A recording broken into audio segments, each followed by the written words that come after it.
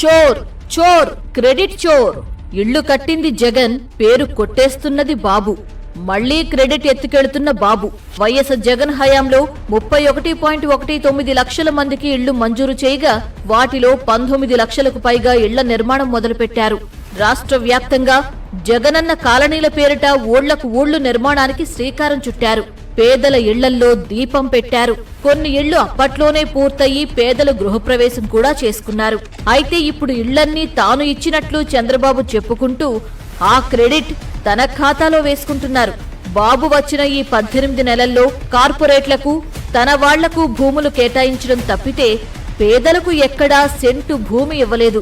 కానీ నేడు నిస్సిగ్గుగా వచ్చి నాడు వైఎస్ జగన్ హయాంలో పూర్తయిన ఇళ్ల ముందు ఫోటోలు దిగి ఇదంతా తన గొప్పే అని చెప్పుకుంటున్నారు. అదృష్టవశాత్తు సిగ్గు అనే నరం లేని చంద్రబాబు ఇప్పుడు నిస్సిగ్గుగా బరి తెగించి ఆ ఇళ్లను తన ఖాతాలో వేసుకుంటున్నారు.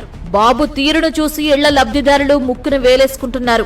ఏనాడో వైఎస్ జగన్ ప్రభుత్వంలో పూర్తయిన మా ఇంటిని చంద్రబాబు ఇచ్చినట్లు చెప్పుకుంటున్నారేంటబ్బా అని నవ్వుకుంటున్నారు. బాబు బొంకులకు కొన్ని ఉదాహరణలు చూడండి.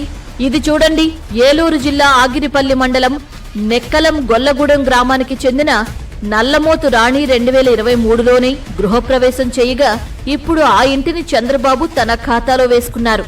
ఎన్టీఆర్ జిల్లా కంచుకచర్ల మండలం గండేపల్లికి చెందిన సంగం త్రివేణి కూడా తనకు జగనన్న హయాంలోనే ఇళ్లొచ్చిందని చెబుతున్నారు.